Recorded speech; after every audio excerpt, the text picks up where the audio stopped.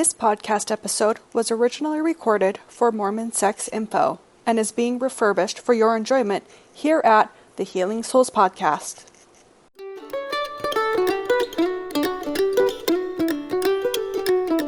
Hello and welcome. This is Natasha Helfer, and today I will be interviewing Kristin Hodson. She's a co-founder of the soon-to-launch website Sex Made Simple. She's founder and executive director of the Healing Group Mental Health Clinic in Salt Lake City and co-author of the book called Real Intimacy, A Couple's Guide for Genuine Healthy Sexuality. She has spent over 3 years exclusively studying human sexuality and has become a certified sex therapist, which is pretty much how we met Kristin, is through that whole ASECT process of becoming sex therapists. She has been an expert speaker in national trainings led by sex therapists Dr. Gina Ogden and Tammy Nelson, has contributed to SheKnows.com, Women's Day magazine, the Deseret News, was a regular guest on a local radio show taking live calls on sex and intimacy, and has regularly appeared on KSL's Studio 5 on KUTV 2 News. So welcome, Kristin, to the show.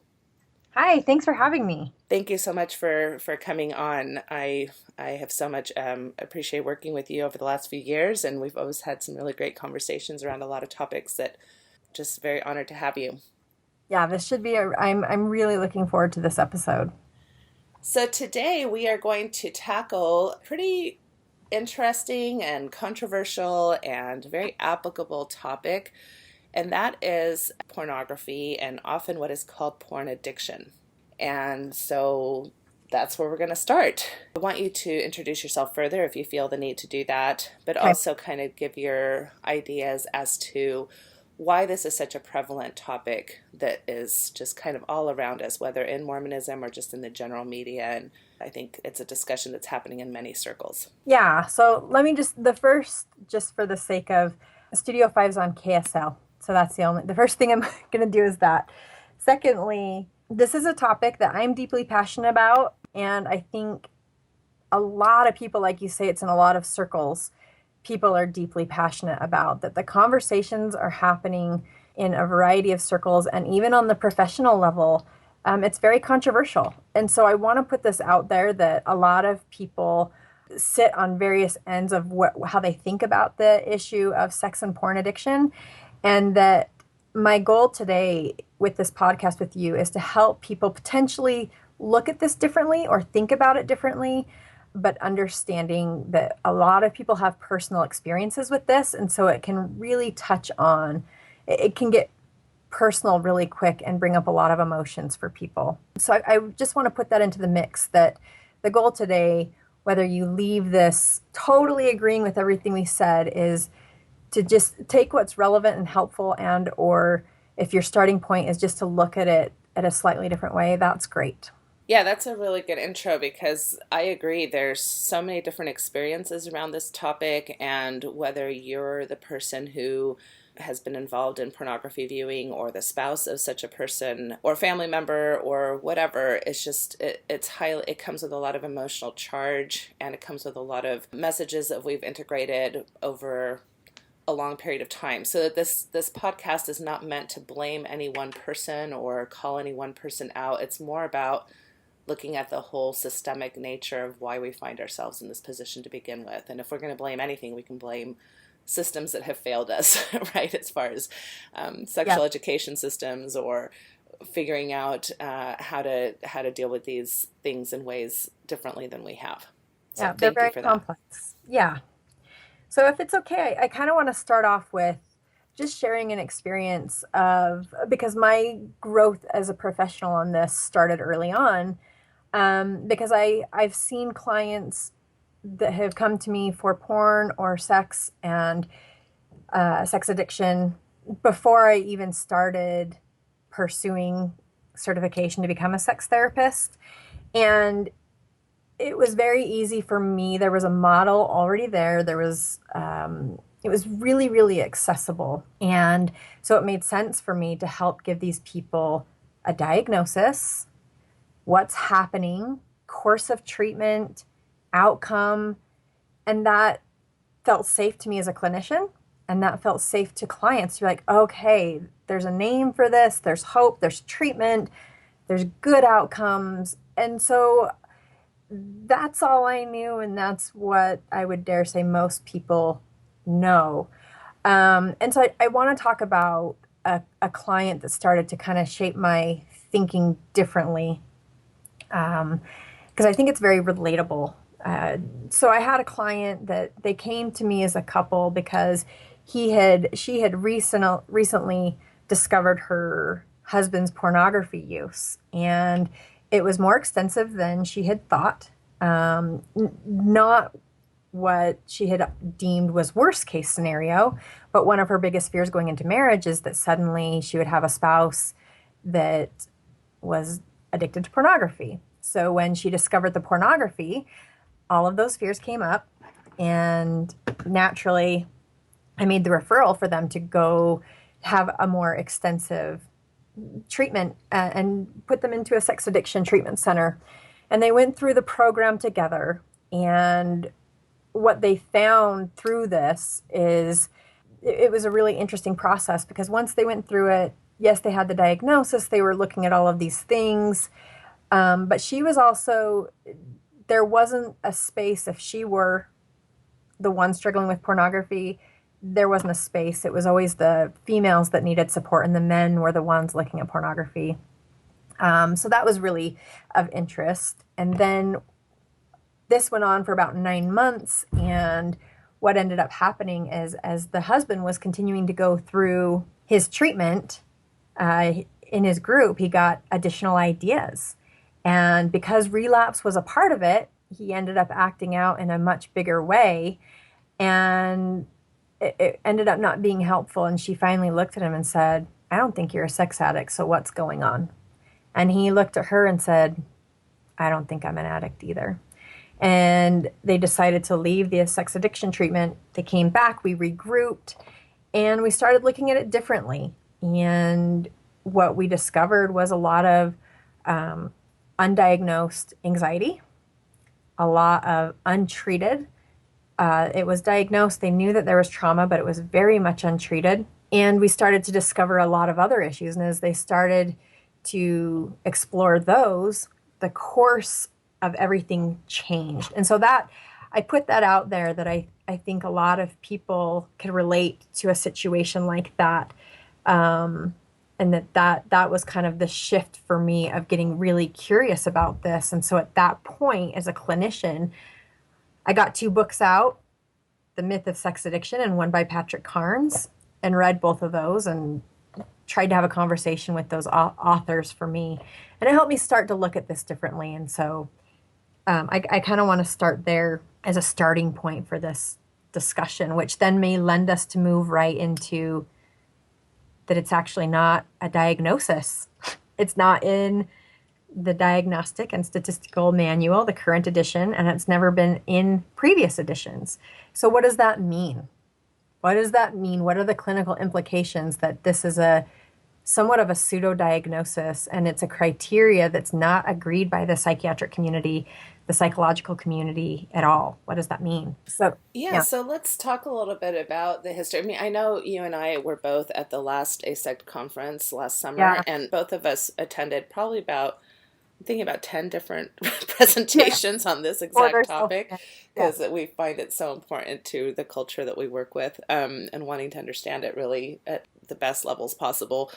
So let's talk a little bit about the history about the sex addiction model. And you mentioned Carnes, Patrick Carnes, who is really kind of the father of the sex addiction model, with some of the books and programs that he's come out with. And to help people understand, too, that this is not a model that came from research. It's more that he was finding people with out of control sexual behavior, what he deemed that term to be, and was trying to help them as a clinician. This was, probably 40 years ago that this started. Sure. And there really weren't other models around, or even other people necessarily discussing this. So this is one person who kind of came up with his own model, which happens a lot in the psychology field, and then started becoming successful with it.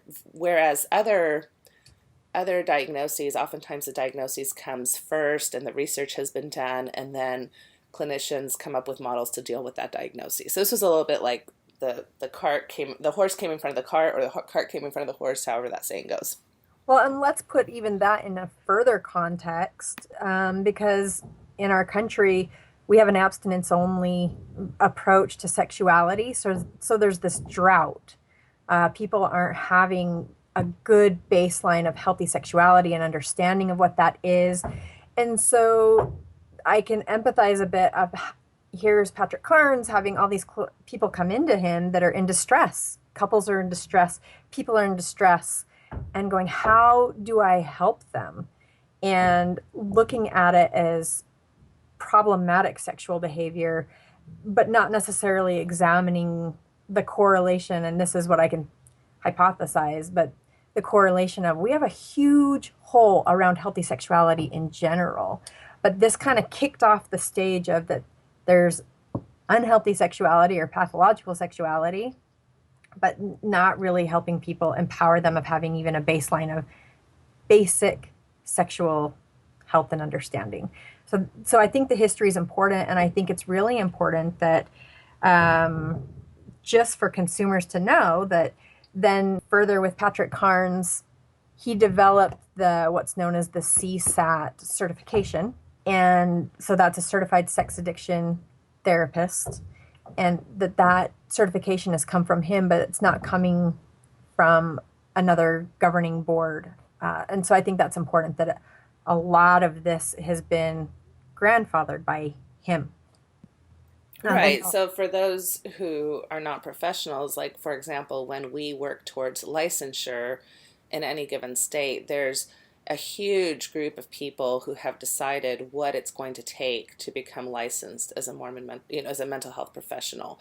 Whether you're a marriage and family therapist or a psychologist or a professional counselor. I mean, there's several different fields within the mental health profession, and there's these governing boards where research and committees and many people have gone together to decide what these qualifications will look like. And that's true even of like the sex therapy accreditation that you and I have worked towards, right? That's not just a one person right. accreditation.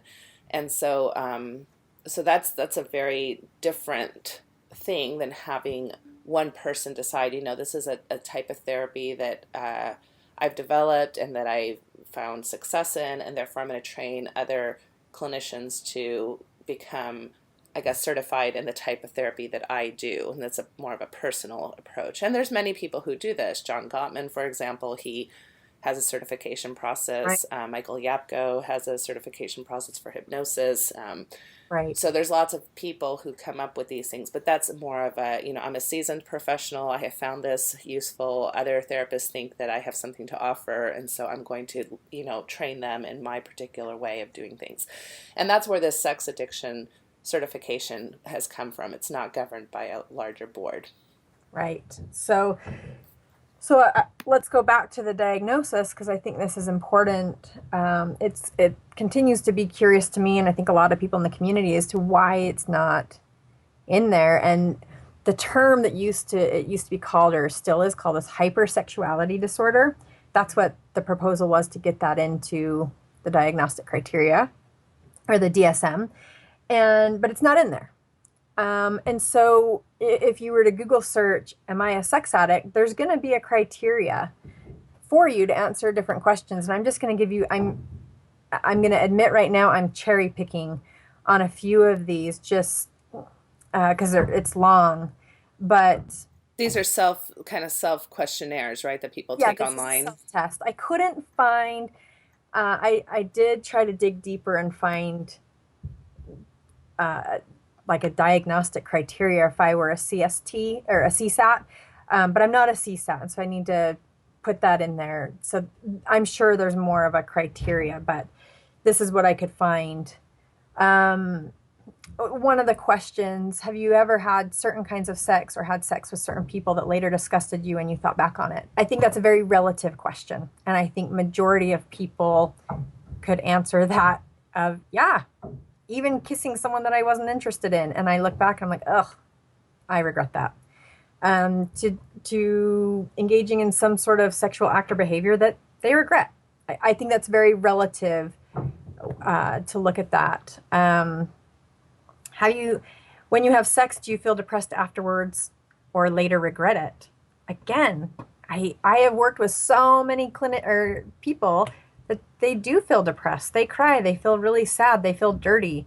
And it's not related to sex addiction. Let's see. Do you ever feel preoccupied or distracted by your sexual thoughts or activity? I think that's very relative. And this one is really interesting to me. Did your parents have ongoing sexual or romantic problems?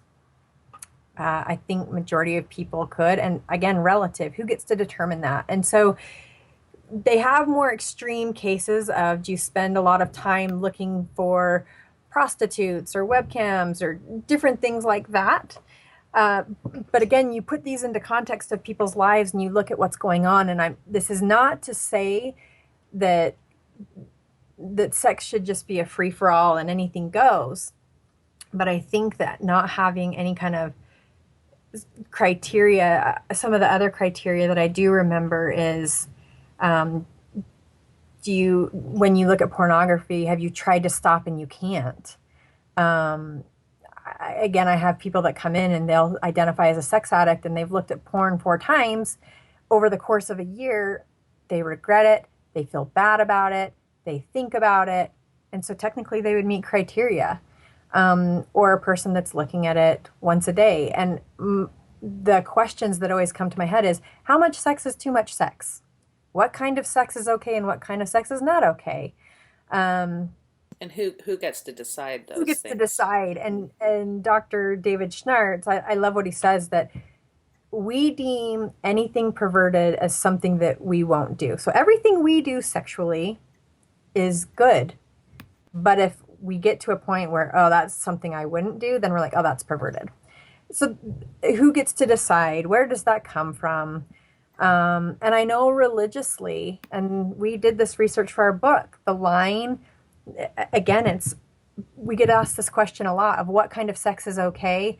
Can I do this in the bedroom? Can we not do this in the bedroom? And the church is really pulled out of the bedroom. I realized back in the 70s and earlier, they were involved and had statements around things. But as of 2016, they're not saying what behaviors you can or can't do. It's generally anything that's not coercive, abusive, or unnatural. That's pretty, to me, that speaks of having the couple and individual figure that out for themselves. Yeah, and even some of those terms can get problematic because to your point, what might seem unnatural to me, yes, might not seem unnatural to somebody else, when you start looking at how you're going to define those terms. And to your point, if I'm not comfortable with it, then it must be unnatural versus... Isn't sticking my tongue in my spouse's ear, it's not a natural place for a tongue to go. So it can be it's so relative. Right. And so I like to have people have to grapple with their own sexuality and to have space for that. But the criteria, as far as I can see up to this point, is very vague, very relative. I would also like to add is that most clinicians are graduating and they haven't had even one course in human sexuality. So potentially, if you're not you could be sitting in front of someone that they're pulling from other models, they're pulling from their own experience, they're pulling from a variety of places to determine healthy, not healthy, and passing that on because they've never had training around it, but they're having clients sit in front of them that need help. And unfortunately, I see that a lot as well. So this model has really filled in. If there's a space to be filled, the space has been filled in. And that's the most accessible model, the place where there's the greatest amount of explanation. And so I think it's a very easy place for people to begin when they're in distress. And when you're in crisis, you're looking for help. So it makes sense to me at this point, especially if we look even religiously, this is the model that our church is currently using. We have a 12-step program. That's the model where we have available, and it's, for all intents and purposes, it's a very efficient model. You can treat the masses. You don't not necessarily have to do individual stuff. You can help a ton of people in self-help ways and a variety of ways. And so just putting it out there that this model filled in a space that still, even culturally, we're just barely beginning to fill in by starting to look at healthy sexuality, talk about sex, etc. Yeah, so I want to piggyback a lot of what you're talking about with diagnosis, because as a clinician and as you're relating, many people were coming to me as well for these issues. And what I started seeing both at conferences that I was going to and how professionals were talking about these issues, and even my clients, is that it was very relative to a person's experience either with their own religious or moral code versus not. So for example, I could have a narcissistic personality disorder person in my room who was, in my biased perspective, reporting risky sexual behaviors, quite things that maybe would raise my red flags as problematic. And this person had no guilt or concern, or felt very good about their sexual behaviors. Right. and had really wasn't affecting their relationships in ways that at least they didn't perceive it was affecting their relationships, and it wasn't affecting their ability to lead a productive life, which is part of that diagnostic criteria. You often look at, okay, is this even with depression or anxiety, is this affecting your quality of life, is this affecting your relationships? It's kind of how things get diagnosed. Right. So I'd have that person, and then I'd have a young man, preparing for his mission, for example, who had been told not to masturbate for 6 months, and had maybe masturbated in the last 4 months once, and was extremely anxious about this, felt extremely bad about himself, was super scared that he wasn't going to be able to meet this criteria to be able to go on his mission, and the effects that would have on his life and his family, and his family's distraught about it, so it's affecting his relationships, it's affecting his quality of life, and he's masturbated once in 4 months, right? So that's the level of sexuality. So he looks at these diagnostic criteria and very much self-diagnoses, and quite frankly, the diagnostic criteria would diagnose him too because of the level of distress he's experiencing. Right. And that just started to make no sense to me at all, as far as how we are going about this. And I think I read a current study that says about 75 to 80% of Christian men will self-report as sex addicts at this particular time in our country, yes, in the United States of America. And that is flabbergasting to me, because even with addiction itself, like substance abuse addiction, the numbers are about, I believe, 8 to 10% are affected by substance abuse addiction, which is what these diagnoses are really meant to cover. So for 80% of our Christian population, male population, to be self-identifying in this way, I just think is such a harmful way to approach sexuality.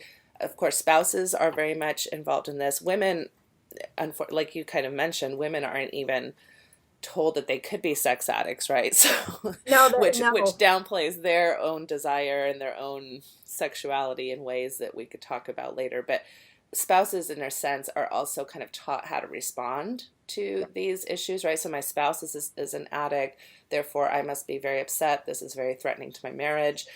These are very legitimate, difficult feelings to have as a spouse. It really does truly feel threatening to your marriage. And so you can see how the whole kind of domino effect of this problem gets exacerbated.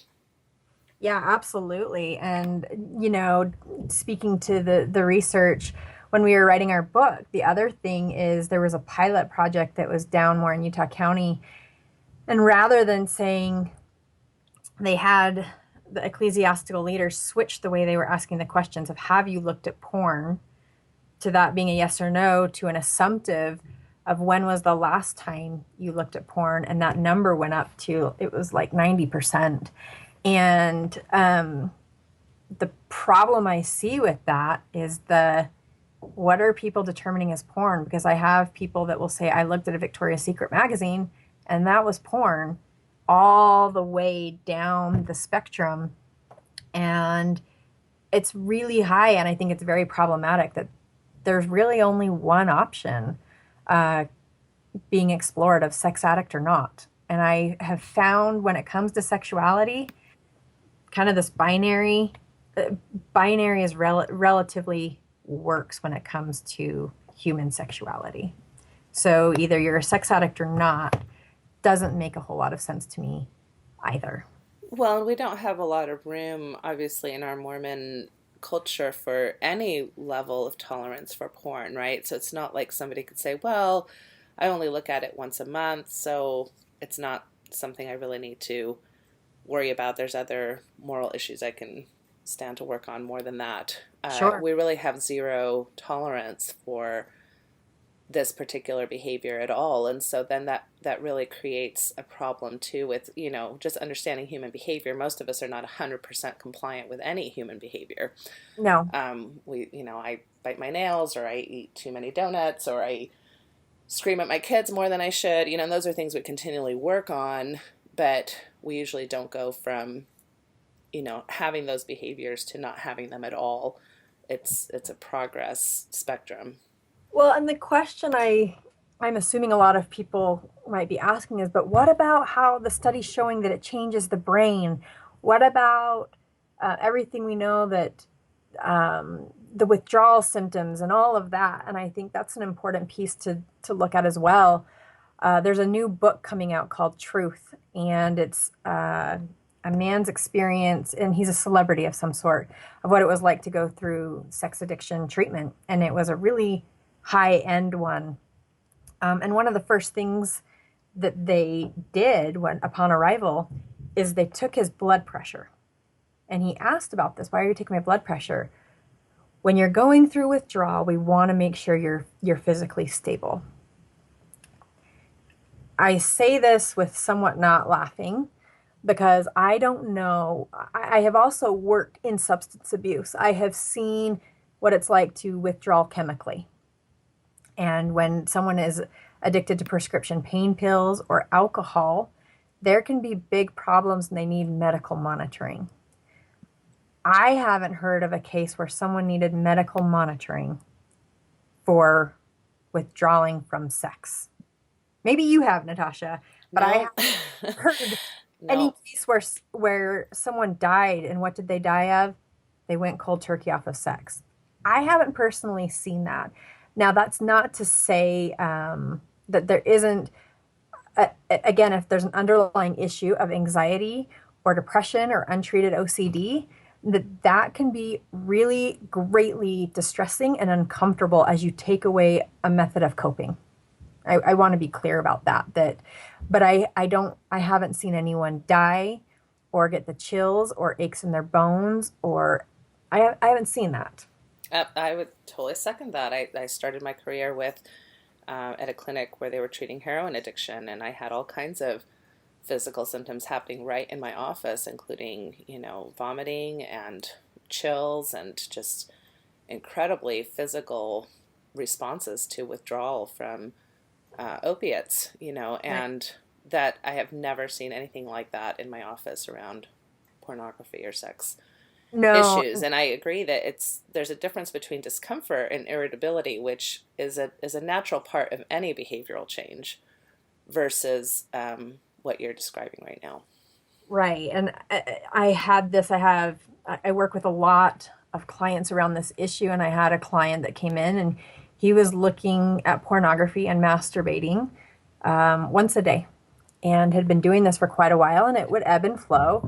And as we started to explore healthy sexuality, what does that even mean? His own sexuality, mental health, going over his life history, putting it all into context, it was really interesting what started to happen. And he came in and he's like, it's been 4 weeks since I've looked at porn, and I don't monitor that. I don't come in and have the first thing be, tell me your porn use, tell me that I'm not looking at this exclusively as managing a behavior. But I asked, 4 weeks, wow, how did you do that? And he's like, what ended up happening is he started to value other things differently and started to look at, where do I feel healthiest sexually? Where do I feel healthy? And he just kept asking himself that question. And I pointed out and I said, you went cold turkey. What did you experience? And he's like, well, nothing. And he stopped and thought about that. And he's like, maybe I'm not an addict. maybe there are other things going on as we're looking at them that have never been addressed or dealt with. And I to preserve his confidentiality, I'm not going to go into all of his history, but he even found it very curious as coming in and identifying as an addict and then being able to stop for 4 weeks. And that wasn't protocol for what we were doing. That was his own choice.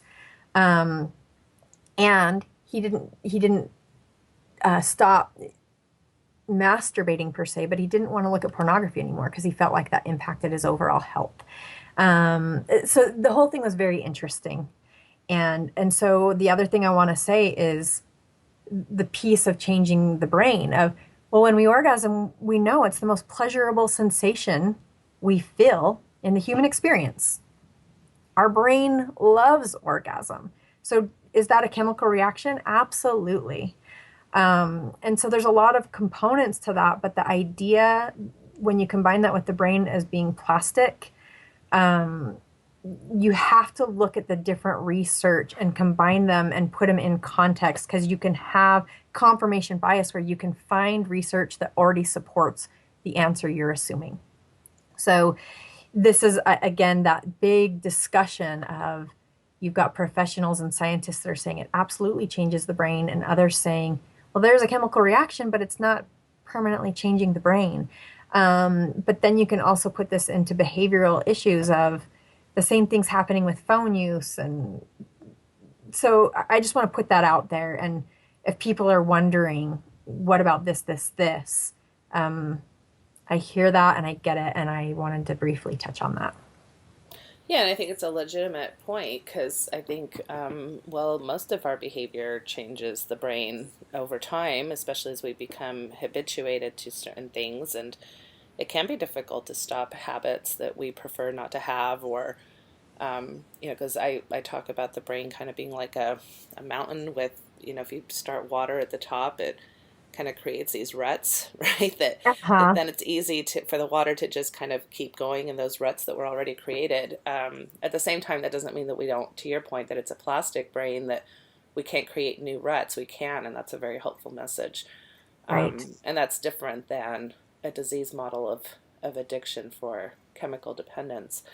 So let's talk about that a little bit. Why would we be resistant to this sex addiction? You say there's some positives. For one, like you say, it's easily distributed. It's you can say, here's a behavior I don't want to be participating in. Now I can identify as an addict, which allows me maybe to feel a little less guilty about my choices, because now it's something I can't help. I think this is oftentimes what's helpful to a spouse. Absolutely. Is to be able to say, it's not because my husband or wife doesn't love me or because they don't prioritize me, it's because they're sick. And so the other thing, not even prioritize me. And it's not that because people, to discuss pleasure and sexual behaviors they want to do, we have not had modeling around that. There hasn't been space for that. So in addition to that, I put the positive slant on, we don't necessarily maybe want to know each other's true desires and sexual preferences. And does that make sense? Yeah, well, I think that we've been, and we can talk a little bit about some of the messaging that we've received that kind of leads to some of this discomfort, which is even pro-sex messages I think that we do have in Mormonism, which is, that sexuality is normal and it's good and it's of God, which I do think we get those messages often. But it tends to be in this very sacred realm and private realm and secret personal realm. So Right. Even though we might have that underlying kind of expectation that sex will be a good thing for us and for our marriage, there still is no model to either discuss it, or when things get a little, maybe what we don't particularly think of as sacred, like fantasy, or you mentioned the tongue in somebody's ear, or the messiness of sex, right? Or the fluids involved, or just even the animalistic perspectives of it, I guess, is what I would call that, Yeah. doesn't mesh with this kind of, sacred, beautiful, kind of la-di-da Right. unicorn and butterflies model, right, that we have. And so how do you take the more primal, instinctual, take me now type of responses and fit it into that sacred model. I think that's often what makes it difficult. And pornography, I think, definitely falls into that, and why it's labeled as dirty and degenerate and evil and perverse, when I'm not saying you can't label it those things, and I'm not trying to defend pornography. I think there's definitely problems with pornography, but at the same time, I think what pornography brings out is more of that primal, a curiosity and, body to body and, well, and, I was thinking about this last night, that the first conversations they're having about sex are about pornography.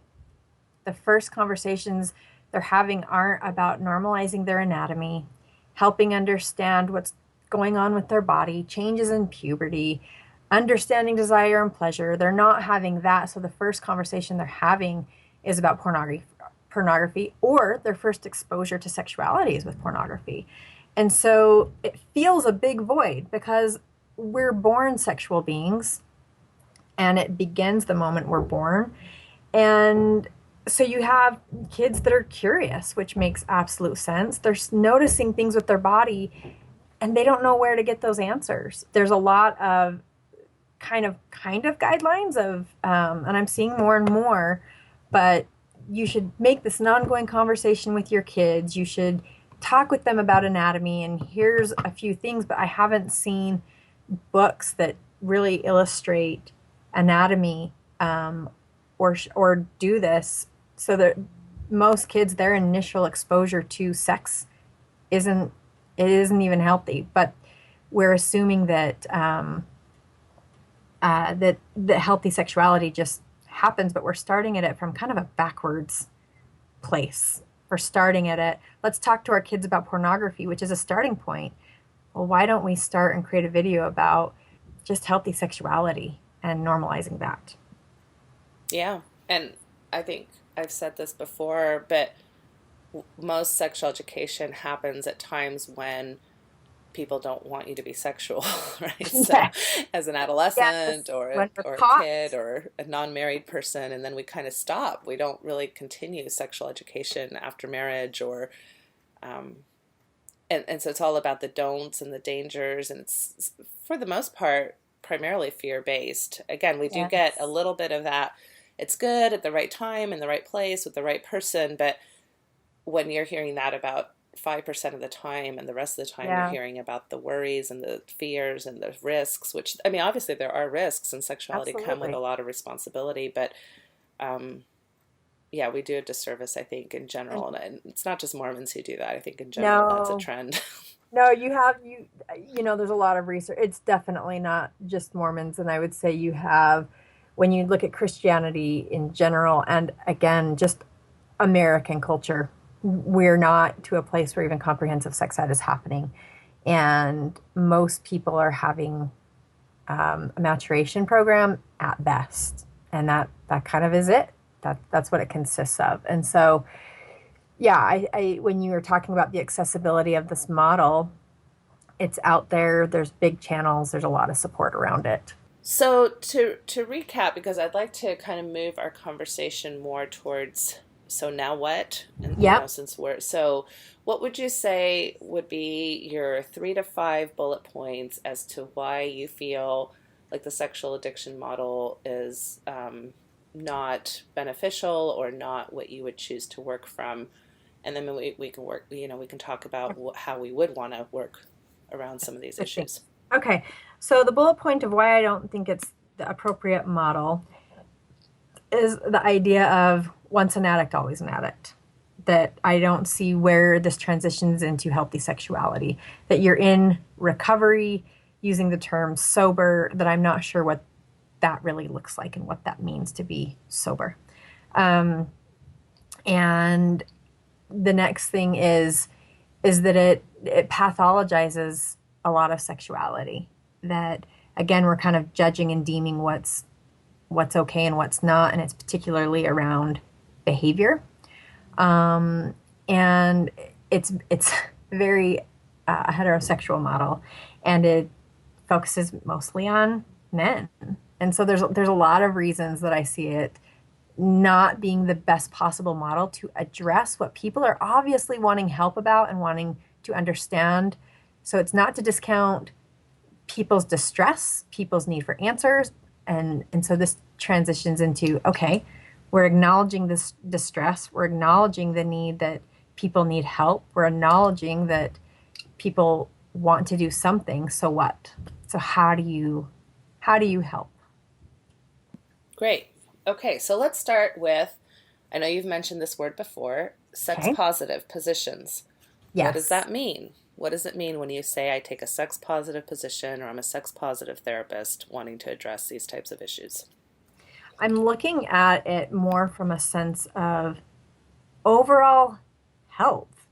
Where do you feel you're healthiest emotionally, mentally, physically, spiritually? I'm putting sexuality in that mix because oftentimes we see it split off from healthy. So for example, I right now don't feel healthiest if I were to eat two bowls of ice cream a day. That's not where I feel healthiest. So if I were to translate that over to relationship, if I'm going to bed and getting on my iPod every single night and not connecting with my partner, my relationship doesn't feel its healthiest. So sex positivity is looking at it that sexuality is an important and necessary and lovely part of who we are as individuals. And it's so much more than just a behavior. It's more than just something we do, but who we are.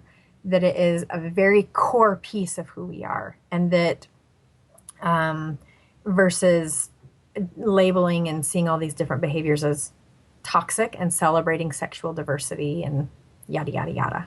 Okay, wonderful. I think that's a great place to start.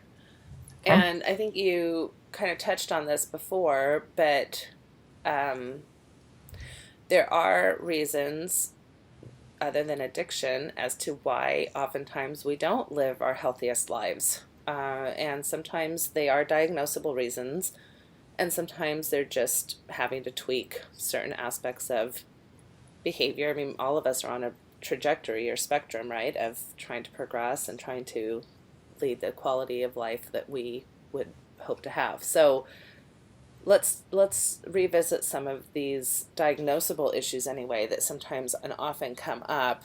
I think it was when you were talking about, the couple that you originally talked about, that there were some underlying issues there, that the pornography usage in a sense was a symptom of something underlying.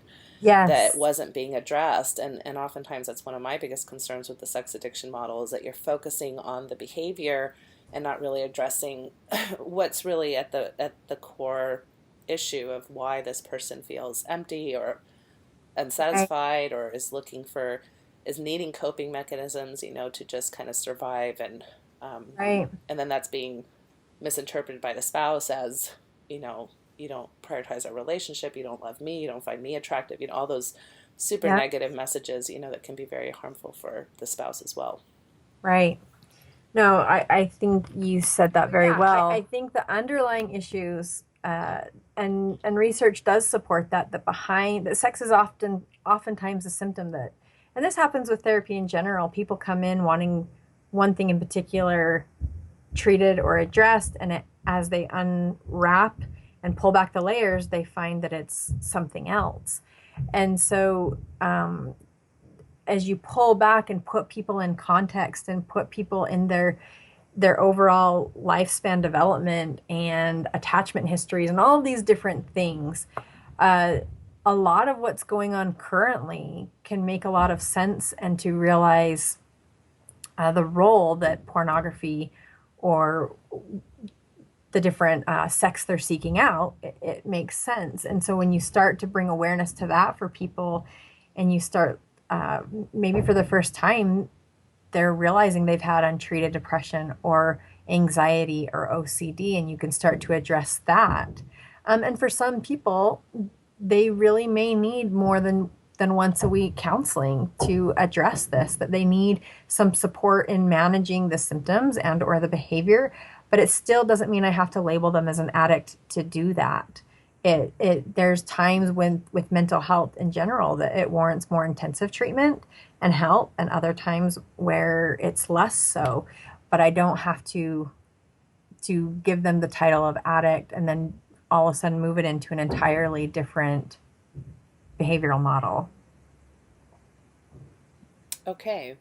So how do we go about then measuring success? So if somebody, you had mentioned before that one of the positives of the sex addiction models that, you have a clear definition, you have, which a lot of people fall into, you have a treatment plan, and then you have positive outcomes.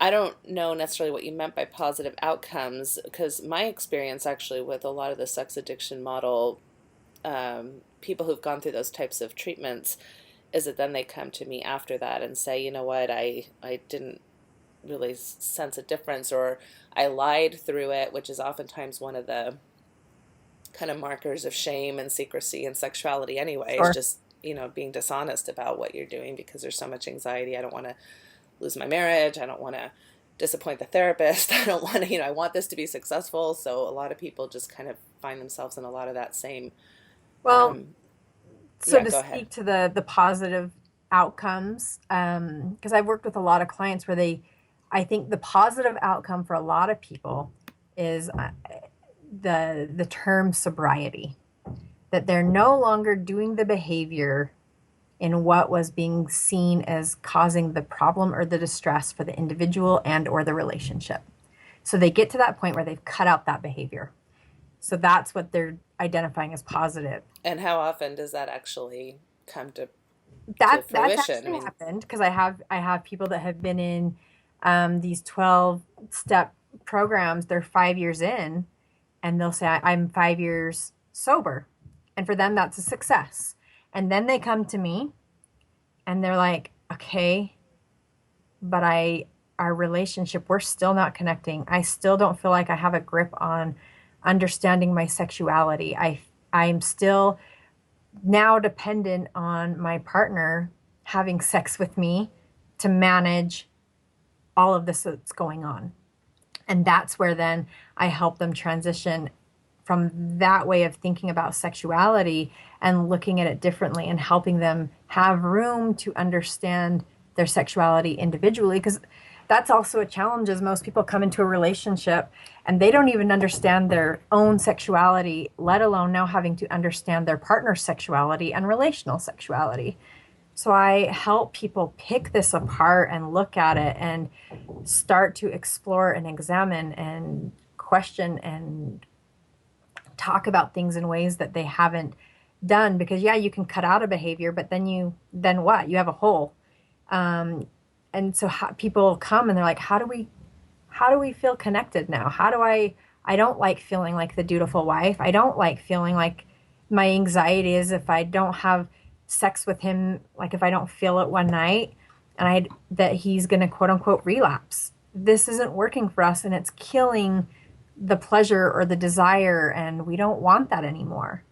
And so when I say success, I'm seeing sobriety, but really in the big picture, I don't deem that as success, but I go off of clients that say, I'm proud of this part, but I'm not, I've stopped that behavior, but I'm left having my hands held up of, I don't really know where to go from here.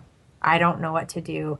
And our relationship is we're still having a lot of struggles in the sexual realm.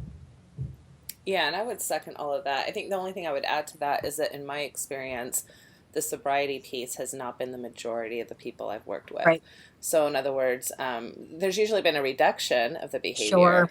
And Yep. again, there's that lack Yep. of celebrating spectrum success, right? Yep. So Yep. if it's happened once, we still are going to feel as awful about it as if it was happening 5 times or 100 times, So so I think that one of the issues for me is that success is then measured on very rigid terms, with sobriety. Like it has Yes. to be 100% compliance Yes. versus seeing this as something that we're going to improve upon, and maybe unwanted behaviors will reduce, but wanted behaviors and all that you're mentioning, right? Like now we're going to maybe look at things deeper and explore things we don't know how to explore, and that's scary in of itself, and brings up all different kinds of anxieties. And so Yeah. I definitely see that as part of successful outcomes versus what maybe people have been taught to think are successful outcomes, which to your point is 100% Yes. compliance. Exactly. And that I very much, I see this a lot with my clients where they'll come in and success for them is going to actually, if they're single, um, they'll say, I just want to turn off. And actually, even married, they'll deem that their desire is too high, that they want sex too much. And so they just want to turn it off. And I can't tell you how many, and it's mostly men that say this, say, if you could just prescribe me a pill to shut off my desire, I would prefer that. And I often have to say, this is a soul source. And if you cut off your desire, you're cutting off your creativity, you're cutting off drive and motivation and all these other factors that are the source of this healthy sexuality. And so for some people, also connecting sex and spirituality, and that there's room for that. And I have a therapeutic model that I really like that helps people deconstruct where they feel they're healthiest, because again, their goal will be total abstinence. I know I will be successful once I'm not thinking about this as much, or I'm not acting it out. And as we continue to challenge and grapple with it, what people will find is I actually don't feel my healthiest when I've totally cut off my sexuality either. So what do I do with that? And that's part of the work. Either way, people are having to do work, and so it's kind of figuring out what kind of work do I want to be engaged in. And I personally come from the place of giving people space to grapple with their sexuality, take ownership over it, to not have someone else take ownership, because then they're not, we all know, as if we don't decide for ourselves we want to do something, it's far harder than standing on our own 2 feet and coming to terms with having our sexuality be in line with our morals, our values, our integrity. And for some people, they have those quick answers of, because we're trained.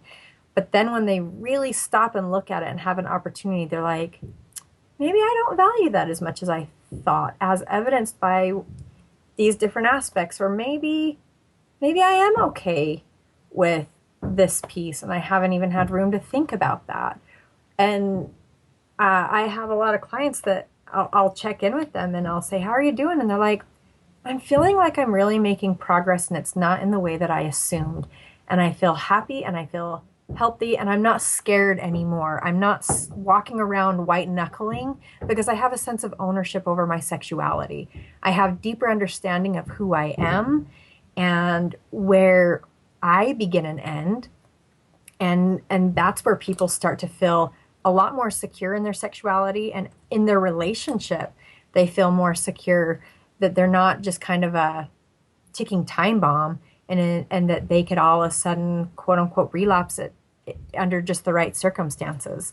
And so to free up the way that we're looking at it beyond just relapse, sobriety, addiction, etc. Are you comfortable sharing some of this model that you mentioned as far as how you work with people? Yeah, I would love to, because I've seen it. I love it. I was trained by Dr. Gina Ogden, and you can look her up, and you can go to her website called Expanding the Practice of Sex Therapy. And really what we're doing is it's a holistic model for looking at sexuality. And she has developed a model that's more experiential.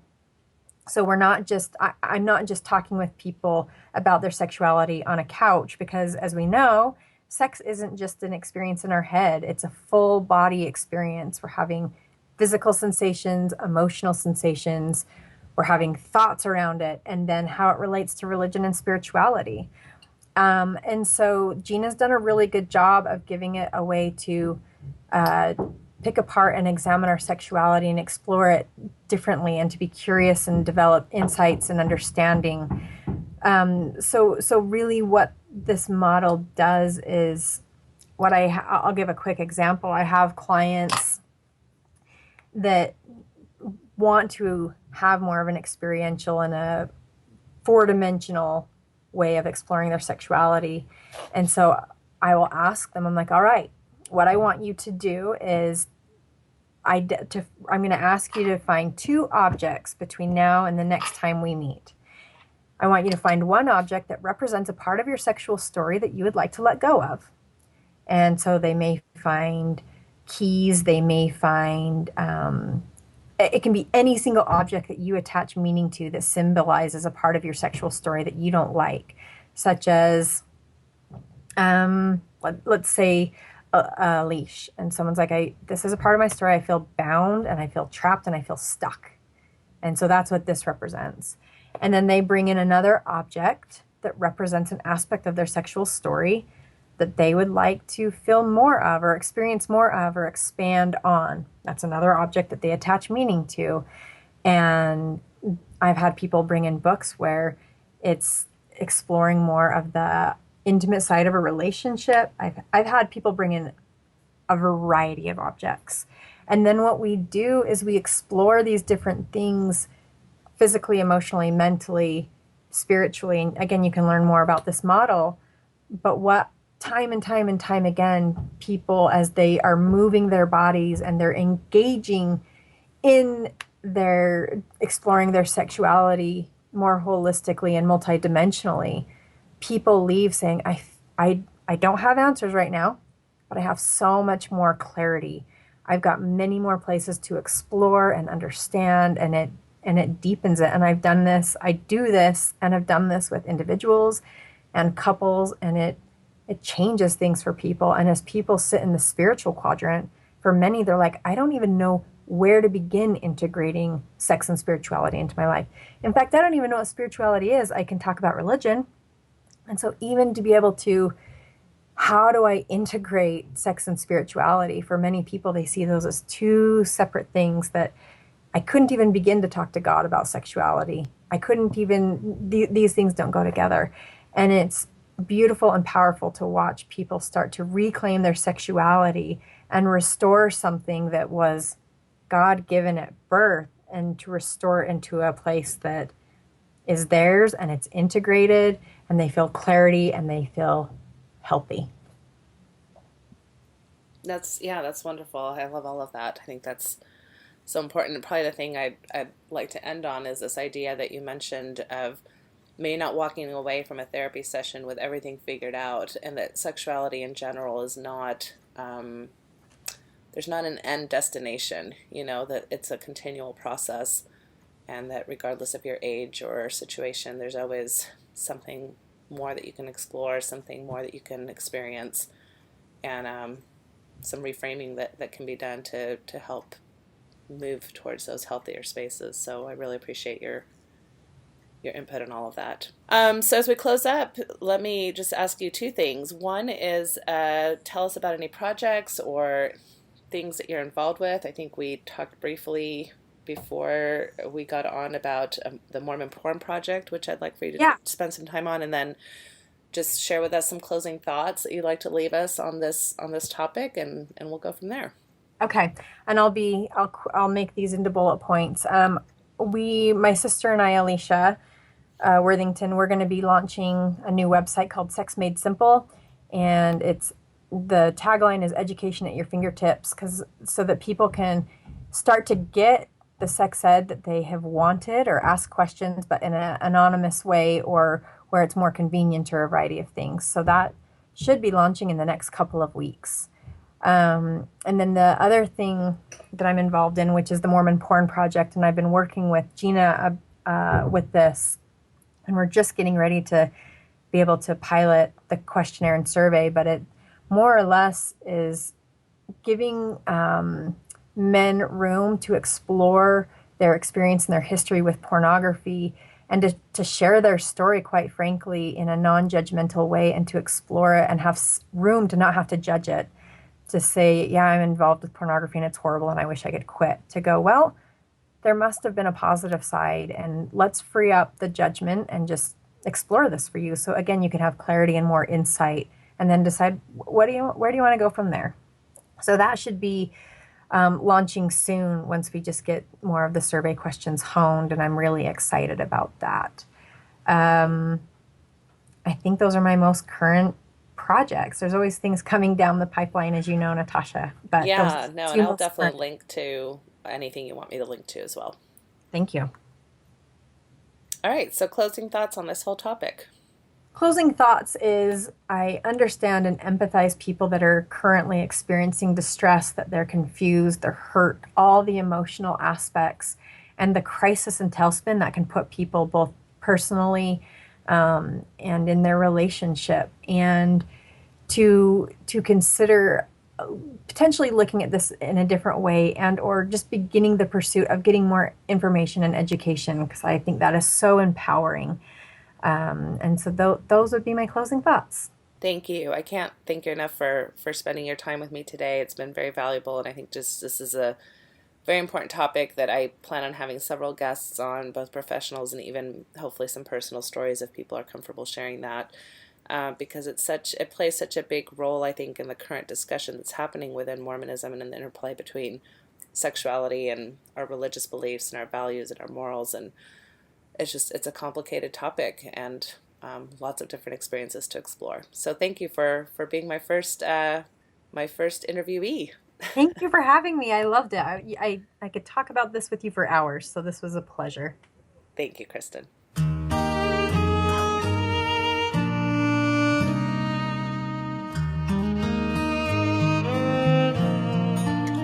There is a place where time slows to nature's pace, and there is space there to find yourself in her embrace.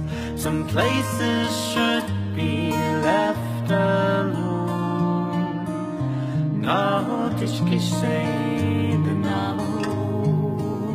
So we can always go to the homeland of the heart.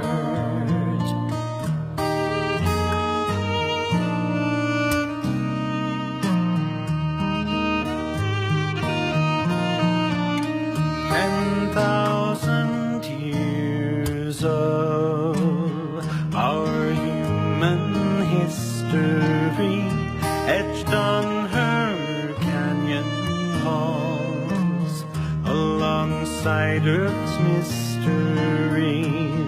Some places should be left alone.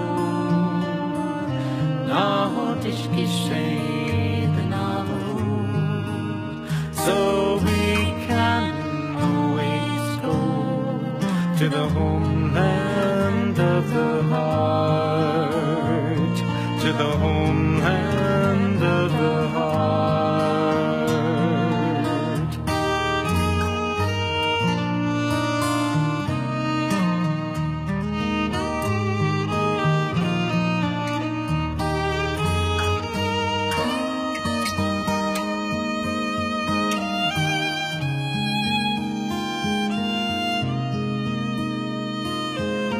Deep in our cities, we sleep without her stars, yet still her presence sustains us from afar. Some places should be left alone.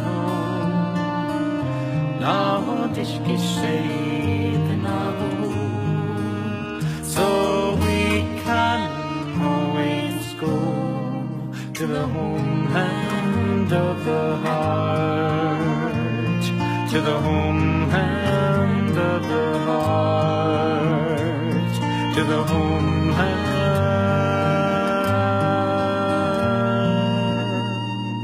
of the heart.